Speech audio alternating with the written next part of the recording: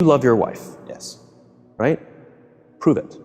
Like, what's the metric? Give me the number that helps me know, right? Because when you met her, you didn't love her, right? Now you love her, right? Tell me the day the love happened. It's an impossible question, right? But it's not that it doesn't exist, it's that it's much easier to prove over time, right? So all leadership is the same thing. It's about transitions. So if you were to go to the gym, right? It's like exercise, right? If you go to the gym and you work out and you come back and you look in the mirror, you will see nothing. And if you go to the gym the next day and you come back and you look in the mirror, you will see nothing, right? So clearly there's no results, can't be measured, it must not be effective. So we quit, right? Or if you fundamentally believe that this is the right course of action and you stick with it, like in a relationship, I bought her flowers and I wished her happy birthday, and she doesn't love me. Clearly I'll give up. You know, that's not what happens. If you believe there's something there, you commit yourself to an act of service. You commit yourself to the regime, the exercise. You can screw it up. You can eat chocolate cake one day. You can skip a day or two. You know, it allows for that. But if you stick with it consistently, I'm not exactly sure what day, but I know you'll start getting into shape. I know it.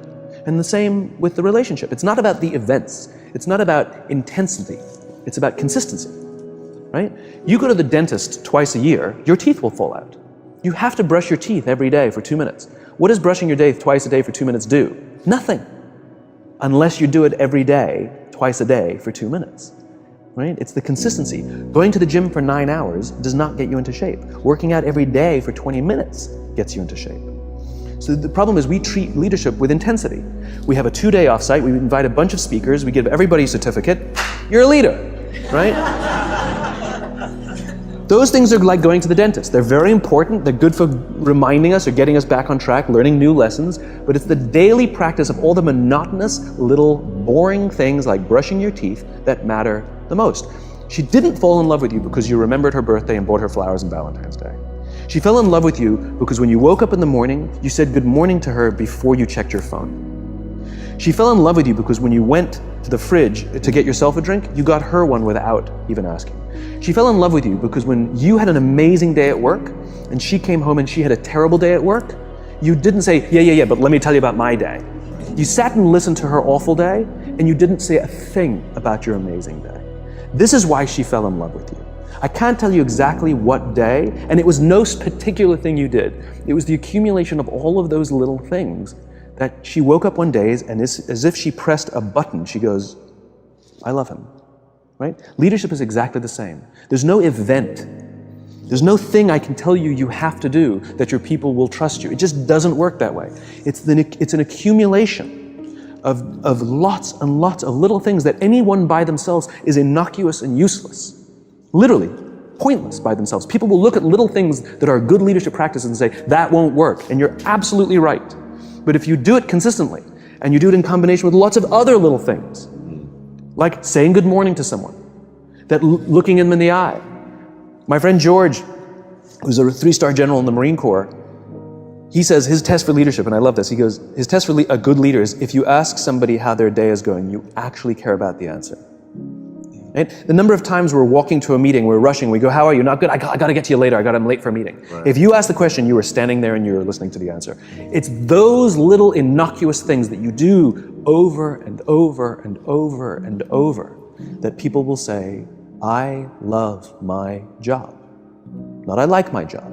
I like my job means, yeah, the challenge is great, they pay me well, I like the people. I love my job means, I don't want to work anywhere else. I don't care how much somebody else is willing to pay me. I'm devoted to the people here, and I care desperately about the people here as if they were my family. In business, we have colleagues and coworkers. In the military, they have brothers and sisters. That's how they think of each other, right?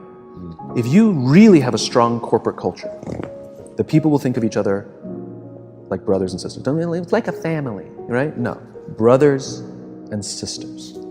Deep love. Fight, but the love doesn't go away. Right? Bicker, the love doesn't go away. And I'll fight with my sister, but if you threaten my sister, you're going to have to deal with me. Right? We'll fight internally, we'll bicker with each other, but nobody's going to hurt each other. And if anything from the outside shows up, you're looking at a unified front. Brothers and sisters. Now, how do you create brothers and sisters out of strangers? Common beliefs, common values, parents, in other words, executives who care about their children's success, who care to raise their children, teach them skills, discipline them when necessary, help them build their self-confidence so that they can go on and achieve something more than you could have ever imagined achieving for yourself. That's leadership, an absolute love and devotion for the people who've committed their lives to this enterprise.